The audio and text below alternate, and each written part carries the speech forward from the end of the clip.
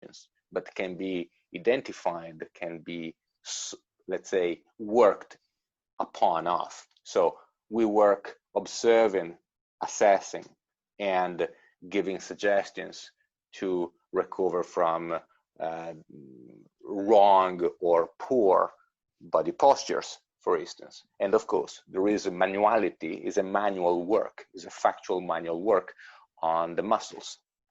So, and everyone delivered the job in a different way. So you, Aaron, today you have neck pain, and meet me, therapist Mathias, and we do share whatever it is, 30, 45, 60, 90, 2,000 minutes. And there is a massage between us, and the same techniques delivered from another massage therapist, colleague of mine, would be different to you. So there is a lot of, is something that you make, is not something that you do. So it's not something that you read, it's something that you make with your hand, like a cake, let's say. Now, simplified, but roughly. Excellent. Okay, cool. So you got into that, and then, I think basically we can say the physical therapist is the analysis and the immediate repair of injury. Massage therapist is the maintenance of correcting bigger problems and I do maintaining. agree. Yes. There you go. Yeah. Okay. Yeah. Well, good. Yeah, there's a lot. I mean, usually in America, yeah, we have that. Sure. We have physical therapists, massage therapy. That's a thing. But it's not something you wouldn't encounter people. It's kind of a strange thing to say, but you don't really encounter a massage therapist very often. It would be quite unusual unless you had something that, unless there was some special situation. These things in America could be, or I actually do not know this, but they might be expensive depending on, again, the person, who you are, where you're living. Anyway, that's interesting. So then from No, you're here, right. I want to clarify for all listeners. Sure. Aaron is absolutely right. I mean, massage therapists are less in number than, let's say, white collars in the bank. That's for sure. And there are certainly. I didn't calculate the number by square feet of bankers to massage therapists. I know. But there are, let's say, more massage therapists than astrophysicians. So, so Next we are question. kind of. How many? Wait a minute. Let's do a comparison. How many massage therapists? How many more massage therapists are in Verona, as in compared to Ventimiglia? That's what I want. Yeah, well, that's a very good one. Well, look, I tell you, I give you a couple of numbers which are not absolute numbers, but it gives you an idea. So let's say that in London, where I do work, there are many 5-star hotel, very luxurious places with spas and all the comfort that you can possibly imagine. And in one of these places, there are something like how many? 17 rooms, 17 treatment rooms. And there is a platoon of 41 therapists. So, there is an enormous amount of people who are living these places in and out all time long. So there are a lot of treatments that are delivered. However, of course, in Verona, the city is smaller, and Ventimiglia is smaller than Verona. So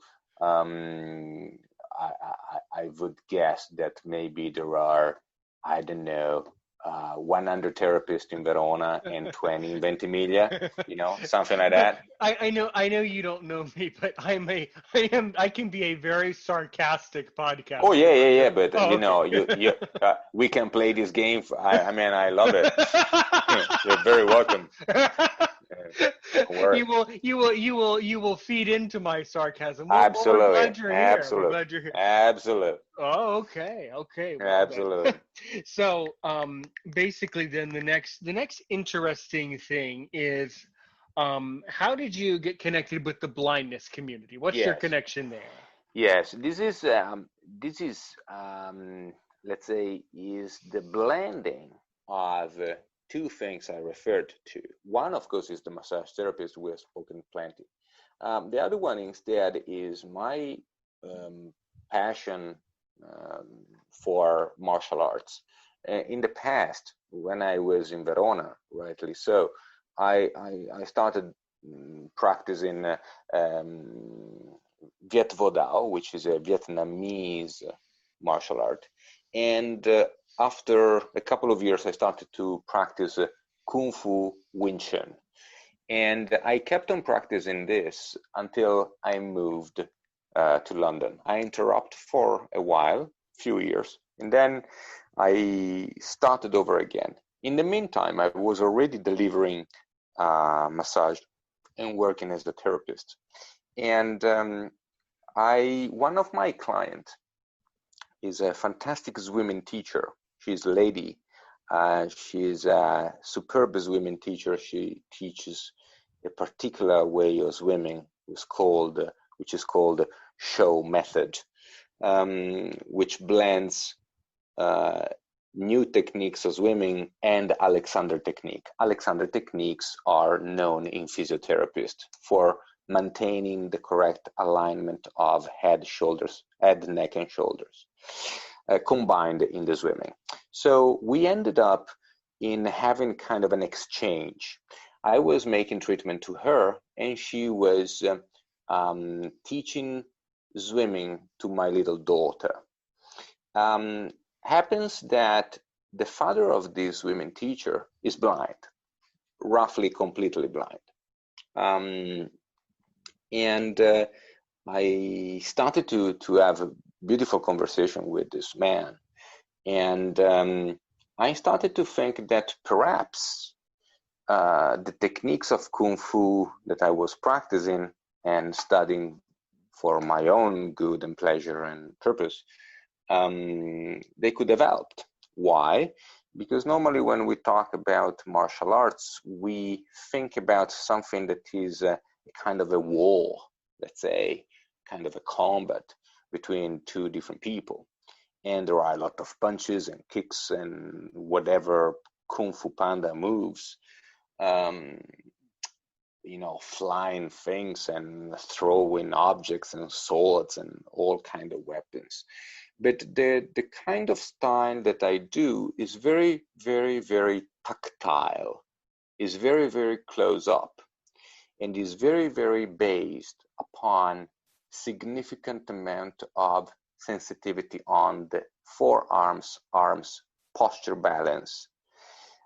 So you are constantly in contact with the, let's say, other person rather than opponent. So I wanted to understand if my intuition was correct. And I asked this father if he was interested to do something. He happened then to refer me to a good friend of his, Peter. And Peter was very happy to give it a go.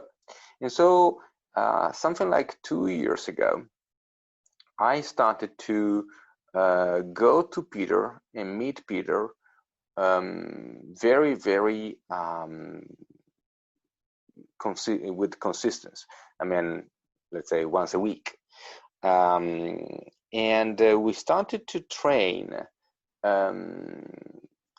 something that I was making up, because the thing that there is a discipline already there, it doesn't mean that it's applicable to blind people.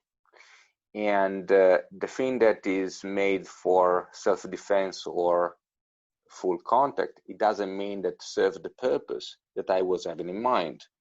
And the idea that I did have in mind, and I did want to verify through the help that Peter was giving me his time, he was, well, maybe I can create a discipline which allows people to have more confidence on Right.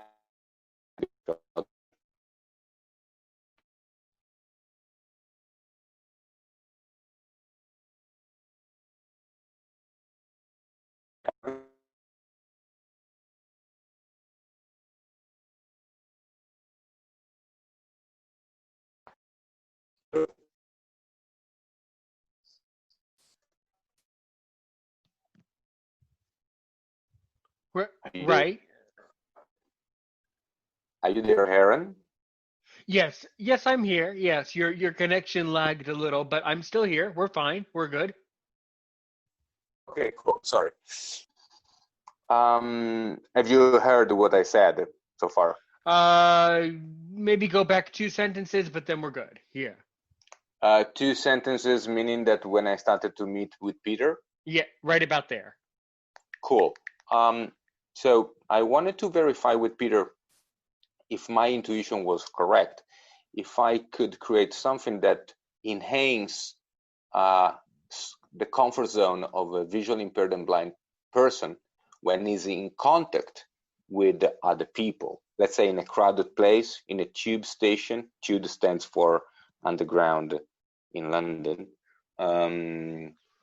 or at the bus stop, if someone just approaches you and asks for what time is it, let's say, and you are not really expecting it because you can't see it coming, and the person doesn't realize in the moment that he's talking to a blind person, so doesn't use, let's say, the proper manners to approach. So it doesn't introduce himself, for instance, by voice or before touching. And this might create some kind of a shock, some kind of an uncomfort or discomfort. And I wanted to create something that works in this place. So what happens when a blind person is touched by someone who is unknown in a crowded place? Can I create a better comfort in these kind of conditions? And so I started to work in these directions with Peter. And that's where I started to blend my experience as a massage therapist with my practice as a Kung Fu Wing Chun practitioner. And I, let's say, blend the two things together. And I started to be more and more involved in this idea of creating something bespoke for visually impaired and blind people. That's excellent. Really, really, really good. I'm really glad to hear that. Yes. Mm-hmm. So, so the thing after 2 years, it became quite obvious that I was the intuition was good, and that there is be done. So, like all ideas which start fresh from scratch, is an experiment and is an adventure. There is a lot of practice involved, because the more you practice, the more you understand, the more you can develop the skill set that you might use when you are with other people. However, I find it fascinating. Peter himself is very happy about the process that we've done, the job we've done together. And so I wanted to take the thing one step ahead. And I planned to create a podcast talking about the issue of blindness, or the awareness of blindness. So we've spoken about this with Peter for a long time. And then when I did have the possibility to start a course for my practice with the Association of Blind People in London, the COVID started. So we did have to stop operations, and I couldn't know if I could even meet the people again in order to make interviews live. So I stayed in contact with the community on the phone, and as soon as the lockdown eased up a bit, let's say in July,